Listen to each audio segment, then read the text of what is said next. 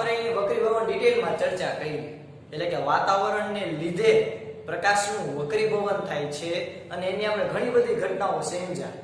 હવે આપણે એ જોઈએ એમાંની એક ઘટના કે જેનું નામ છે તારાઓનું ટમટમવું. આપણને ઘણી વાર પ્રશ્ન થાય કે આપણે રાતે સૂતા હોઈએ તો આપણે ઘણીવાર અગાસી પર નજર કરીએ, ખુલ્લી અગાસી, તો તારાઓ છે એ લબક જબક થતા હોય છે, એટલે કે ટમટમતા હોય છે. તો આપણને ઘણી વાર પ્રશ્ન થાય કે આ તારાઓ ટમટમતા આપણને શું કામ દેખાતા હશે? ઓકે, એ તારાઓ દિવસે શું કામ નહીં દેખાતા હોય, આપણને એ પણ પ્રશ્ન થાય. તો તારાઓના ટમટમવાની પાછળ પણ વાતાવરણીય વક્રીભવનની જ ઘટના જવાબદાર છે. જોઈએ આપણે કેવી રીતે. તો કે સૌથી પહેલા ક્વેશ્ચન છે તારાઓનું કેમ ટમટમે છે, સવિસ્તાર સમજાવો. આ ક્વેશ્ચન આપણને 2 માર્કમાં પૂછાઈ શકે એમ છે. ઓકે, તારાઓના પ્રકાશનું વાતાવરણીય વક્રીભવન થવાથી તારાઓ ટમટમતા લાગે છે. આ પહેલું સેન્ટેન્સ. એટલે કે મેં કીધું એમ કે તારાઓના ટમટમવા પાછળ કઈ ઘટના જવાબદાર છે? તો કે વાતાવરણીય વક્રીભવન. તો ત્યારે જ તમને બીજો પ્રશ્ન થાય કે તો સાહેબ શું કામ વાતાવરણીય વક્રીભવન જ જવાબદાર છે, અથવા તો એવું શું થાય છે કે જેથી તારાઓ ટમટમે છે? તો જો આપણે ચર્ચા કરીએ વિદ્યાર્થીઓ, તારાઓનો પ્રકાશ પૃથ્વી પર પહોંચે તે પહેલા વાતાવરણમાં વક્રીભવન પામશે કે નહીં પામે? આપણને ખબર છે કે તારાઓ ખૂબ જ દૂર આવેલા હોય છે. હવે તારાઓ છે એ એક સ્વયં પ્રકાશના ઉદ્ગમ તરીકે વર્તે. એનું ઉદાહરણ આપું કે સૂર્ય. આપણને ખબર છે કે જે સૂર્ય છે એ એક પ્રકારનો સ્ટાર છે, એક પ્રકારનો તારો છે. તો એ જો તમે એ સ્વયં પ્રકાશના ઉદ્ગમ તરીકે કામ કરે છે, એટલે કે આપણને બધાને પ્રકાશ આપે છે. તો એવી રીતે આપણને જેટલા પણ સ્ટાર દેખાય આકાશમાં એ બધા સૂર્ય જેટલા અથવા તો સૂર્ય કરતા મોટા વિશાળ તારાઓ છે. તો એ પોતે એક ઉદ્ગમ તરીકે કામ કરતા હશે, એટલે કે એમાંથી ઘણો બધો પ્રકાશ છૂટો પડતો હશે. તો આ પ્રકાશના કિરણો છે એ પૃથ્વી સુધી પહોંચે. હવે તમે વિચાર કરો કે પ્રકાશ કેટલું બધું અંતર કાપી, કારણ કે સ્ટાર તો ઘણા બધા દૂર હશે, તો કેટલું બધું અંતર કાપી અને એ આપણી પૃથ્વી ઉપર આવે છે. તો જેમ જેમ શૂન્યાવકાશમાંથી પૃથ્વીની સપાટી ઉપર સ્ટારનો પ્રકાશ પહોંચશે, તારાઓનો પ્રકાશ પહોંચશે, તો વચ્ચે વાતાવરણ આવશે. તો વાતાવરણ આવશે એટલે કે જો કોઈ સ્ટાર છે, આ માની લો કે અહીંયા પૃથ્વીની સપાટી છે, કોઈ સ્ટાર છે એ શૂન્યાવકાશમાંથી પૃથ્વીની સપાટી ઉપર જેમ જેમ નજીક આવતા જાય એમ વચ્ચે વાતાવરણના વાયુઓ વધતા જાય, એટલે કે વાતાવરણ પાતળામાંથી કેવું થતું જાય, ઘટ માધ્યમ થતું જઈએ. તો જેમ જેમ નજીક આવે એમ પ્રકાશનું કિરણ પાતળા માધ્યમમાંથી ઘટ માધ્યમમાં જાતું જાય. તો જો પ્રકાશનું કિરણ જો વાતાવરણ ન હોત ને તો તારાઓ સીધા પૃથ્વીની સપાટી પર ભૂભૂક કરતા પડત, પણ એવું થશે નહીં. એટલે કે આપણે વાતાવરણ આવેલું છે, આજુબાજુ કેટલી બધી હવા આવેલી છે, તો પ્રકાશનું કિરણ છે એ સીધું પહોંચવાની બદલે વાતાવરણને લીધે વક્રીભવન પામી એટલે થોડુંક આમ બેન્ડ વળશે, વાંકું વળશે અને પછી આપણી આંખ સુધી પહોંચશે. ઓકે, આટલી ઘટના ક્લિયર થઈ. આજને આપણે કેવી રીતે લખી શકીએ આપણે જોઈએ. તો જો તારાઓનો પ્રકાશ પૃથ્વી પર પહોંચે તે પહેલા વાતાવરણમાં વક્રીભવન પામે છે. કેવી રીતે વક્રીભવન પામે મેં તમને સમજાવ્યું તો કે આપણી પૃથ્વીની ઉપર વાતાવરણ આવેલું છે, તો પ્રકાશનું કિરણ ઉપરથી નીચે તરફ એટલે કે શૂન્યાવકાશમાંથી વાતાવરણ તરફ આવશે તો એ સતત વાંકું વળતું જશે, એટલે કે પાતળા માધ્યમમાંથી ઘટ માધ્યમમાં આવશે.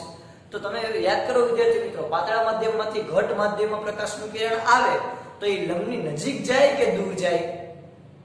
Yes, very good. આપણને બધાને ખબર છે કે પાતળા માધ્યમમાંથી ઘટ માધ્યમમાં પ્રકાશનું કિરણ આવે તો એ લંબની નજીક આવે, અને ઘટ માધ્યમમાંથી પાતળા માધ્યમમાં જાય તો એ લંબથી દૂર જાય. એ આપણે ચેપ્ટર 10 ની અંદર ભણી ગયા. તો અહીંયા એ જ કન્સેપ્ટ ફરી પાછળ લાગુ પડશે. પૃથ્વીની સપાટી તરફ આવતા પ્રકાશના કિરણ સતત પાતળા માધ્યમમાંથી ઘટ માધ્યમમાં આવતો હોવાથી લંબ તરફ વળે છે. હવે અંતિમ વક્રીભૂત કિરણ એટલે કે છેલ્લું વક્રીભૂત કિરણ એટલે કે છેલ્લું આપણને બિંદુ મળ્યું કે જ્યાં મારી આંખ ઉપર આવ્યું એ મારું છેલ્લું બિંદુ થયું. એ અંતિમ વક્રીભૂત કિરણને એને લંબાવવું પાછળની બાજુ એટલે કે સીધું લંબાવવું તો મને આભાસી સ્થાન B મળશે કે જે A થી ઉપર તરફ હશે. હવે આ સેન્ટેન્સ શું કીધું એના માટે તમને પહેલા તો એક આકૃતિ સમજાવું. જો આયા આપણે એક માની લો કે આ જો આ પૃથ્વી છે આપણી. હવે તો કહીએ પૃથ્વી ઉપર એક ડાગલો એ આપણે બધાય છે એમ સમજી લો, આપણે બધામાંથી કોઈ પણ એક એ કોઈ અહીંયા માણસ ઊભો છે. હવે સ્ટાર છે, સ્ટારમાંથી પ્રકાશનું કિરણ છે એ બહાર નીકળશે અને આપણે પૃથ્વી સુધી આવશે. તો પૃથ્વીની અંદર વાતાવરણ આવેલું હશે, તો પ્રકાશનું કિરણ છે એ આ વાતાવરણમાં આવતું હોવાથી સતત પાતળા માધ્યમમાંથી પ્રકાશનું કિરણ ક્યાં આવશે તો કે ઘટ માધ્યમમાં સતત આવશે, પાતળા માધ્યમમાંથી ઘટ માધ્યમમાં આવશે. તો પાતળા માધ્યમમાંથી ઘટ માધ્યમમાં આવશે એટલે પ્રકાશનું કિરણ જો સતત વાંકું વળશે, જો વળે છે વાંકું એટલે કે વાંકું વળતું જશે. તો વાંકું વળતા વળતા વળતા અહીંયા અવલોકનકારની આંખ પાસે હવે તો કે જો આપણને ખબર છે કે આપણે હંમેશા સીધું જોઈ શકીએ, આપણે હંમેશા એક સરખું આમ સીધું જોઈ શકીએ. આપણું સીધે સીધું જેવું ફોકસ હોય ને એવું ઉપર કે નીચે ક્યાંય ન હોય. તો જો હવે એને ક્ષણિક દિશામાં સીધે સીધું લંબાવું એટલે કે આ અંતિમ વક્રીભૂત કિરણ જો સમજો, આ અંતિમ વક્રીભૂત કિરણ છે એને હું લંબાવું ઉપરની બાજુ જો મેં લંબાવ્યું તો મને આભાસી સ્થાન B મળ્યું. હકીકતમાં તારાનું મૂળ સ્થાન શું હતું A, પણ આપણે એ અવલોકનકારના આંખમાં આવ્યું એને આપણે લંબાવ્યું તો સીધે સીધું આપણને શું મળ્યું આભાસી સ્થાન B, જે A થી ક્યાં છે ઉપરની તરફ, A થી ક્યાં છે ઉપરની તરફ. ઓકે, પૃથ્વીના વાતાવરણની ભૌતિક સ્થિતિ પણ ક્યારેય સ્થાયી હોતી નથી. માની લો ફોર એક્ઝામ્પલ હું ભારત દેશની વાત કરું તો આપણે પણ અહીંયા 3 પ્રકારની ઋતુ અવેલેબલ છે, શિયાળો, ઉનાળો અને ચોમાસું. ત્રણેયના વાતાવરણમાં કંઈક તો પલટો હશે, એટલે કે ત્રણેયના વાતાવરણમાં હવામાનમાં કંઈક તો ફેરફાર હશે. જેમ કે ઉનાળાની વાત કરું તો આપણી હવા થોડી પાતળી થઈ જશે, શિયાળાની વાત કરું તો આપણા દેશની હવા છે એ થોડીક જાડી થઈ જશે, ચોમાસાની વાત કરું તો ભેજવાળી હશે. તો અહીંયા ત્રણે ઋતુઓની વાત કરું તો એની અંદર વાતાવરણ છે એની હવા એ અલગ અલગ સ્થિતિમાં હશે થોડીક. એવી રીતે દુનિયામાં અલગ અલગ જગ્યાએ અલગ અલગ ઋતુઓ હોય છે, અલગ અલગ ખંડ ઉપર આવેલા હોવાથી બધાની ભૌતિક સ્થિતિને આધારે વાતાવરણ અલગ અલગ હશે. તો આના ઉપરથી પૃથ્વીના વાતાવરણની ભૌતિક સ્થિતિ પણ કેવી છે અસ્થાયી, જેથી આભાસી સ્થાન પણ બદલાયા કરે છે. એનો મતલબ શું તો કે માની લો કે હું અહીંયા ઊભો છું ભારત દેશમાં તો મને આભાસી સ્થાન અહીંયા મળે. હવે માની લો કે હું કોઈ બીજા દેશમાં અમેરિકામાં ઊભો રહું તો ત્યાંનું વાતાવરણ અલગ હોય તો મને આભાસી સ્થાન અહીંયા જ મળે એવું જરૂરી નથી, થોડુંક આગળ પાછળ પણ મળી શકે. એટલે કે ભૌતિક પરિસ્થિતિ બધું કેના ઉપર ડિપેન્ડન્ટ છે તો કે વાતાવરણ ઉપર. એટલે જ આ ટોપિકનું નામ છે વાતાવરણીય વક્રીભવન. ઓકે, તો અહીંયા આપણને આટલું ક્લિયર છે. આ સિવાય તારાઓ પૃથ્વીથી ઘણા બધા દૂર આવેલા છે, ઘણા બધા દૂર, એટલે આપણે એને બિંદુવત ઉદ્ગમ એટલે કે સ્મોલ નાનું એવું ટપકા સ્વરૂપે આપણે એને જોઈ શકીએ છીએ કે જે પ્રકાશના ઉદ્ગમ તરીકે કામ કરે છે. ઓકે, આ સિવાય તો કે આપણી આંખમાં પ્રકાશની માત્રા પણ અનિયમિતપણે બદલાતી હોય છે, એટલે જેને લીધે આપણને તારાઓ છે એ ટમટમતા લાગે છે. તો આટલા કે રીઝનો હતા કે જેથી આપણને તારાઓ એટલે કે સ્ટાર છે એ શું કામ લબક ઝબક થયા કરે છે, શું કામ આપણને ટમટમતા લાગે છે, એના કારણની આપણે વાત કરી. એમાં સૌથી પહેલું અને કેન્દ્રમાં રાખવાનું કારણ શું હતું તો કે વાતાવરણીય વક્રીભવન. વાતાવરણીય વક્રીભવનને કારણે જ આપણને તારાઓ ટમટમતા લાગે છે અને તારાઓ છે એ પોતાના મૂળ સ્થાનથી થોડાક દૂર દેખાશે. હવે એટલે તમે હવે નોટિસ કરજો કે તમે જ્યારે આપણે અગાસી પર જઈએ અને આપણે જ્યારે સ્ટાર જોઈએ તો આપણને જે સ્ટારની પોઝિશન દેખાય એ ઓરિજિનલ પોઝિશન નથી, એના કરતા ઓરિજિનલ પોઝિશન થોડીક આગળ પાછળ હશે. ઓકે, આ કેના જેવું છે તો કે તમે જોજો ધ્યાનથી, એક તમને એક્સપેરિમેન્ટ કરવાનું કહું તો કે આપણે એક પાણીની ડોલ ભરવાની, એની અંદર તમે કોઈ સિક્કો હોય, રૂપિયાનો સિક્કો, 2 રૂપિયાનો સિક્કો, 5 રૂપિયાનો સિક્કો કોઈ પણ લઈ શકો, 10 રૂપિયાનો સિક્કો, તો આ કોઈ પણ સિક્કો હોય એટલે તમારે ડોલની અંદર નાખો. પછી તો કે તમે એને ઓબ્ઝર્વ કરશો તો તમને કંઈક સિક્કો દેખાશે. હવે તમે જેવા એને લેવા માટે પ્રયત્ન કરશો તો એ સિક્કો ત્યાંથી થોડોક આગળ કા પાછળ હશે. આ તમે એક્સપેરિમેન્ટ કરી લો. તો આ શું કામ થયું તો કે પાણીમાં પ્રકાશના વક્રીભવનને કારણે. બસ એવી જ રીતે વાતાવરણમાં પ્રકાશના વક્રીભવનને કારણે તારાઓનું સ્થાન થોડુંક દૂર દેખાય છે, હોવું જોઈએ અહીંયા પણ થોડુંક દૂર દેખાય છે. કેને લીધે? વાતાવરણીય વક્રીભવનને કારણે. તો આ થયું તારાઓના ટમટમવાનું રીઝન. 2 માર્કમાં ક્વેશ્ચન પૂછાઈ શકે, સિમ્પલ આવડે વિદ્યાર્થી મિત્રો, કાંઈ કરવાનું નથી. તારાઓમાં પ્રકાશનું વક્રીભવન કેવી રીતે થાય તો કે વાતાવરણીય વક્રીભવનને કારણે. તારાઓનો પ્રકાશ પૃથ્વી પર પહોંચે એ પહેલા વાતાવરણીય વક્રીભવનને કારણે પ્રકાશ ક્યાં આવે તો કે લંબથી નજીક તરફ આવે છે. ઓકે, અંતિમ વક્રીભૂત કિરણને લંબાવો તો આપણને આભાસી સ્થાન B મળશે. આ સિવાય તો કે પૃથ્વીની ભૌતિક સ્થિતિ પણ સ્થાયી હોતી નથી અને આપણા આંખમાં પ્રવેશતા પ્રકાશ પણ અનિયમિતપણે બદલાતા કરે છે. ઓકે, આ સિવાય બીજી વાત કરું તો અહીંયા મને તરત બીજો પ્રશ્ન થાય કે ગ્રહો કેમ ટમટમતા નથી? ઓકે સાહેબ, મને બધું સમજાઈ ગયું કે તારાઓ છે એ ટમટમતા નથી. તો આપણને બીજો પ્રશ્ન એ પણ થાય, તો સાહેબ ગ્રહો છે, ગ્રહો એ ટમટમે છે? હજી ધ્યાનથી સાંભળજો હું શું કહું છું. હકીકતમાં તારાઓ ટમટમતા હશે, પણ ગ્રહો આપણને ક્યારે ટમટમતા જોયા નથી. તમે ક્યારે પણ તમે કોઈ પણ YouTube ની અંદર, કોઈ પણ ગૂગલમાં તમે કંઈ પણ વિડીયો જોવાનો ટ્રાય કરો કોઈ પણ ગ્રહની, ફોર એક્ઝામ્પલ જ્યુપિટર છે, ગુરુ ગ્રહ, તો એનો તમે વિડીયો જોશો તો એ આખો ગુરુ ગ્રહ દેખાડશે, ગોળાકાર હોય, એના રીતે ફરતો હોય. કરે એવું જોયું કે ગુરુ ગ્રહ છે અચાનક ડિસ્કો કરવા માંડે, અચાનક લબક ઝબક થયા કરે. શનિ ગ્રહ છે અચાનક લબક ઝબક થયા કરે. મંગળ ગ્રહ છે, આપણે એના ઉપર પિક્ચર આવ્યું હતું મંગળિયા, તો આપણે કોઈ દેવું જોયું કે અચાનક લબક ઝબક થયા કરે? નહીં, એવું નહીં થાય વિદ્યાર્થી મિત્રો. તો ગ્રહો કેમ ટમટમતા નથી? તમને એવો પ્રશ્ન થાય. તો ગ્રહો એટલે ટમટમતા નથી કારણ કે ગ્રહો છે એ પ્રકાશના ઉદ્ગમ નથી, જ્યારે સ્ટાર છે એ પ્રકાશના ઉદ્ગમ છે. સમજો હું શું કહું. આપણો સૂર્ય છે એ સ્ટાર છે અને આપણો પૃથ્વી છે એ ગ્રહ છે. તો પૃથ્વી કઈ પ્રકાશ ઉત્પન્ન નથી કરતો. આપણે આપણી ધરતી જે એકદમ પ્રકાશિત આમ દેખાય ભગવાન આવી ગયો એવું ના, પૃથ્વી પ્રકાશ ઉત્પન્ન કરતી નથી, જ્યારે સૂર્ય પ્રકાશ ઉત્પન્ન કરે છે. તો તારાઓ છે એ પ્રકાશ ઉત્પન્ન કરતા હશે, જ્યારે ગ્રહો છે એ પ્રકાશ ઉત્પન્ન કરતા નથી. એટલે ગ્રહો પ્રકાશ ઉત્પન્ન ન કરતા આપણને ટમટમતા લાગે નહીં. આ સિવાય બીજું રીઝન એ પણ છે કે ગ્રહો છે એ આપણી સ્ટારની સાપેક્ષમાં ખૂબ જ નજીક આવેલા છે. આપણે સ્ટારની વાત કરીએ તો સ્ટાર તો આપણાથી ખૂબ જ દૂર આવેલા છે, ઘણા બધા પ્રકાશ વર્ષ દૂર, જ્યારે ગ્રહ છે એ આપણા પૃથ્વીથી અમુક લાખ કિલોમીટરની અંદર નજીકમાં આવેલા છે. એટલે કે હું એમ કહી શકું કે એક પ્રકાશ વર્ષ જેટલા પણ દૂર નથી ગ્રહો. તો ગ્રહો આપણે ખૂબ જ નજીક આવેલા હોવાથી એના ઉપર પડતા પ્રકાશનું સૂર્ય દ્વારા, સૂર્ય છે એ માની લો કે ગુરુ ગ્રહ ઉપર પ્રકાશ ફેંકે, જ્ઞાથી પ્રકાશનું પરાવર્તન થઈને આપણી આંખમાં આવે.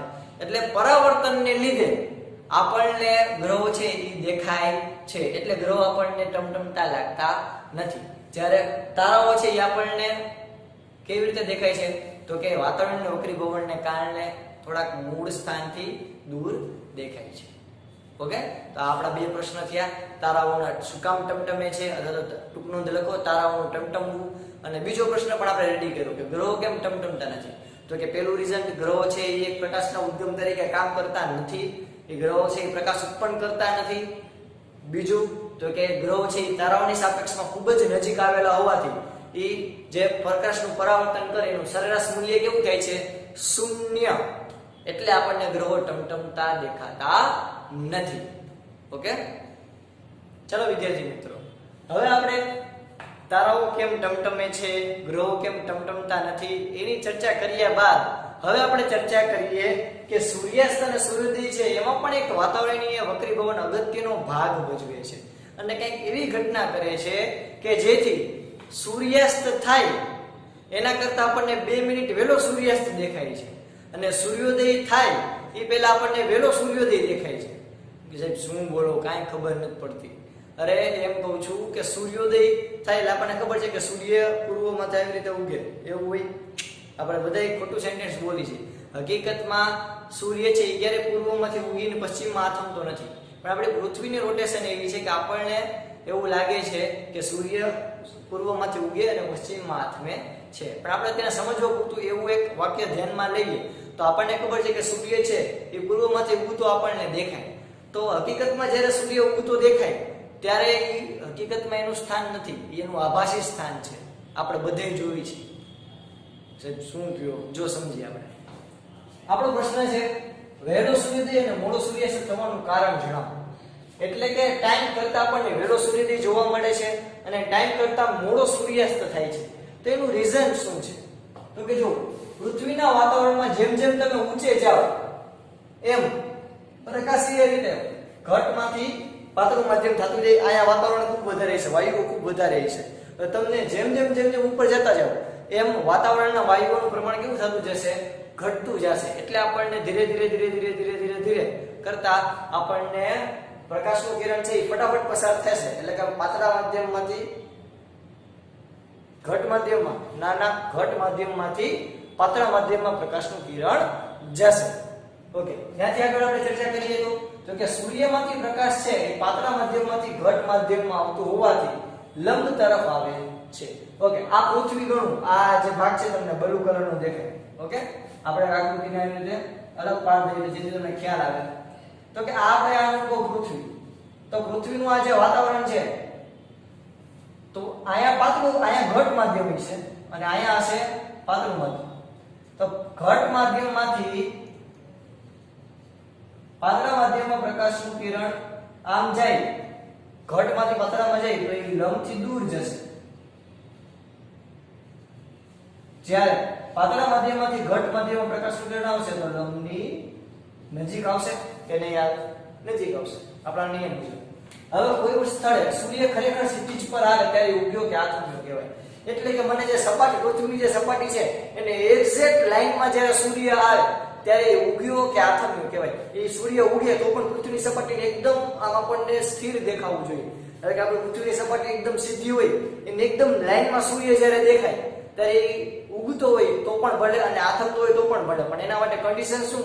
તો કે આપણે પૃથ્વીની સપાટી સીધે સીધી જે તમને દેખાય એકદમ બરોબર એની લાઈનમાં સૂર્ય આવવો જોઈએ, તો આપણને ઉગતો કે આથમતો કહેવાય. એટલે કે કોઈ સ્થળે સૂર્ય ખરેખર ક્ષિતિજ પર, ક્ષિતિજ એટલે તો કે એકદમ સીધી લાઈનમાં, પૃથ્વીની સપાટી સાથે એકદમ સીધી લાઈનમાં આવેલો હોય ત્યારે ઉગ્યો કે આથમતો કહેવાય. ફોર એક્ઝામ્પલ તમે અહીંયા ધ્યાનમાં જુઓ તો આ પૃથ્વી ગોળાકાર છે.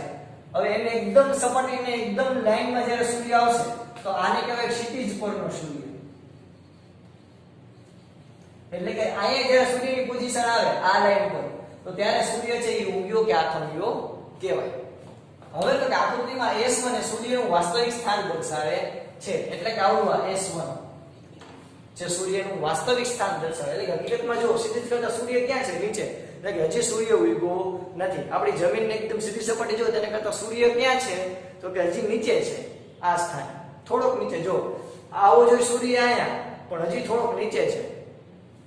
ઓકે, ત્યારે S1 નું વક્રીભવન થાય છે. એટલે કે અહીંયા સૂર્યમાંથી પ્રકાશનું કિરણ પાતળા માધ્યમમાંથી ઘટ માધ્યમમાં આવશે તો સતત લંબની નજીક આવશે.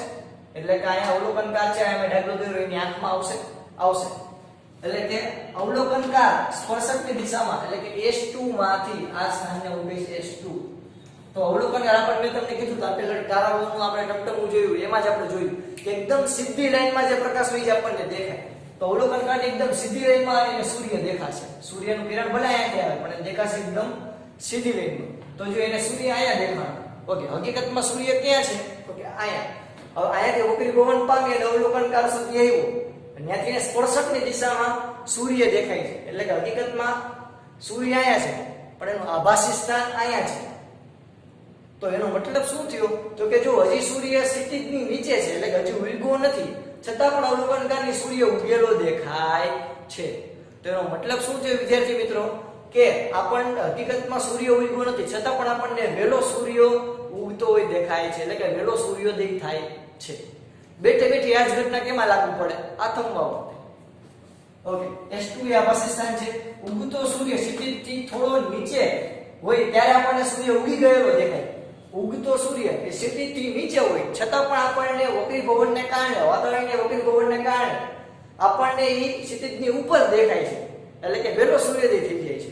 અને આગમતો સૂર્ય ક્ષિતિજથી થોડો ઉપર આવેલો હોવા છતાં પણ આપણને ક્યાં દેખાય છે? નીચે. આને કરતા ઉલટી ઘટના આ સૂર્યોદયની છે. બેઠા બેઠી આ સૂર્યોદય વખતે જે છે એ બેઠા બેઠી સૂર્યાસ્ત વખતેની ઘટના. તો હવાનો વક્રીભવનાંક 1 આપણને ખબર છે કે હવાનો વક્રીભવનાંક β = 1. ઓકે, લેટરલ શિફ્ટ કેટલું હોય છે? તો કે આપણને સૂર્યનું લેટરલ શિફ્ટ એટલે કે આ વાસ્તવિક સ્થાન અને જે આભાસી સ્થાનની ડિગ્રી વચ્ચેનો ખૂણો મને મળે છે 0.5 ડિગ્રી. એટલે કે 0.5 ડિગ્રી ખૂણો મને મળે છે. આ વૈજ્ઞાનિક રીતે આપણને પ્રાયોગિક ઉપરથી મેળવેલું મૂલ્ય છે કે આપણે પૃથ્વીનું વાતાવરણનું વક્રીભવનાંક 1 લઈ લઈએ તો આ વાસ્તવિક સ્થાન અને આભાસી સ્થાન છે એ બેને ભેગા કરતા કિરણ વચ્ચેનો ખૂણો કેટલો છે? તો કે 0.5 ડિગ્રી ખૂણો છે. તો આના ઉપરથી હું એક રાશિ મૂકું કે 180 ડિગ્રી સૂર્યને ફરતા 12 કલાક લાગતી હોય. 12 કલાક એટલે તો કે સૂર્ય જ્યારે અહીંયાથી પૂર્વ દિશામાંથી પશ્ચિમ દિશામાં આવે તો ત્યાં સુધી એને કલાક કેટલી લાગે? તો કે 12 કલાક લાગશે. ઓબિયસ વાત છે. તો સૂર્ય જ્યારે પૂર્વમાંથી પશ્ચિમમાં, એટલે કે જો અહીંયાથી હું શરૂ કરું અને અહીંયાથી ધીરે ધીરે અહીંયા સુધી આવું તો 180 ડિગ્રી થયું. તો 180 ડિગ્રી જ્યારે સૂર્ય આવશે ત્યારે એને કેટલી કલાક લાગશે? 12 કલાક. એટલે કે સૂર્યને 180 ડિગ્રીનું અંતર કાપતા 12 કલાક લાગે તો આ અડધો ડિગ્રી કાપવા માટે કેટલો સમય લાગશે? તો કે જો ઉતરી રાશિ મૂકી 180 ડિગ્રી કાપવા માટે 12 કલાક, તો અડધા ડિગ્રી માટે કેટલો સમય લાગે? તો આ બેનો ગુણાકાર એટલે કે 12 ગુણ્યા અડધો એને ભાગ્યા 180, તો તમને જવાબ મળશે 0.033 કલાક. આ કલાકના મિનિટમાં ફેરવું તો 2 મિનિટ, એટલે કે આ બે વચ્ચેનો ખૂણો કેટલો હશે? તો કે અડધો ડિગ્રી, એટલે કે અહીંયાથી અહીંયા સુધી સૂર્યને હકીકતમાં પહોંચતા કેટલી મિનિટ લાગે? 2 મિનિટ લાગે. તો આ સૂર્ય અહીંયા જ છે તો આપણને અહીંયા દેખાય છે, એટલે કે 2 મિનિટનું અંતર થયું. એટલે જ આપણને સૂર્યોદય છે એ હંમેશા 2 મિનિટ વહેલો દેખાય છે. એટલે કે હકીકતમાં સૂર્ય નીચે હોય ક્ષિતિજની, છતાં પણ આપણને સૂર્ય ઉપર દેખાય, 2 મિનિટ વહેલો સૂર્યોદય દેખાય. ઓકે, બેઠે બેઠું એવું સૂર્યાસ્તમાં સૂર્ય હોય એ હકીકતમાં ઉપર હોય, ક્ષિતિજની ઉપર હોય, છતાં પણ આપણને વાતાવરણ વગેરે પવનને કારણે આથમી ગયેલો એટલે કે નીચે આથમી ગયેલો દેખાય છે. 2 મિનિટ મોડો સૂર્યાસ્ત આપણને દેખાય છે, એટલે કે સૂર્યોદય 2 મિનિટ વહેલો અને સૂર્યાસ્ત 2 મિનિટ મોડો થાય છે. ઓકે, આટલું બધાને ક્લિયર થયું. તો ટોટલ આપણે વાત કરીએ તો કે સૂર્યોદય અને સૂર્યાસ્ત બે વચ્ચેનો તફાવત આપણે ગણીએ, એટલે કે બેનો ટોટલ સરવાળો કરીએ તો સૂર્યાસ્ત અને સૂર્યોદય અને સૂર્યાસ્ત બંને ઘટના છે એમાં કેટલા મિનિટનો આપણે સમય રોજ આપણે ફેરફાર અનુભવીએ છીએ? તો કે 4 મિનિટ. 2 મિનિટ વહેલો સૂર્યોદય અને 2 મિનિટ મોડો સૂર્યાસ્ત. ઓકે, તો આ થઈ આપણા વાતાવરણીય વક્રીભવનના કિસ્સાઓની. વાતાવરણીય વક્રીભવનમાં આપણે સૌથી પહેલા વાતાવરણીય વક્રીભવન કોને કહેવાય સમજ્યા? તો કે પૃથ્વીની આસપાસ વાતાવરણ મસ્તીનું આવેલું છે, એની અંદર પ્રકાશનું કિરણ ઉપરથી નીચે આવશે, એટલે કે પાતળા માધ્યમમાંથી ઘટ માધ્યમમાં આવશે તો એ વક્રીભવન પામી અને લંબથી નજીક આવશે, પાતળા માધ્યમમાંથી ઘટ માધ્યમમાં આવશે. ત્યાર પછી વાતાવરણીય વક્રીભવનના ઘણા બધા આપણે ઉદાહરણ જોયા. ત્યાર પછી આપણે તારાઓ કેમ ટમટમે છે એના વિશે ચર્ચા કરી. ત્યાર પછી આપણે ગ્રહો કેમ ટમટમતા નથી એની ચર્ચા કરી. અને છેલ્લે આપણે જોયું કે સૂર્યાસ્ત અને સૂર્યોદય છે એમાં પણ એક વાતાવરણીય વક્રીભવન ભાગ ભજવે છે, એટલે કે સૂર્યોદય આપણને 2 મિનિટ વહેલો દેખાય છે અને સૂર્યાસ્ત આપણને 2 મિનિટ મોડો દેખાય છે.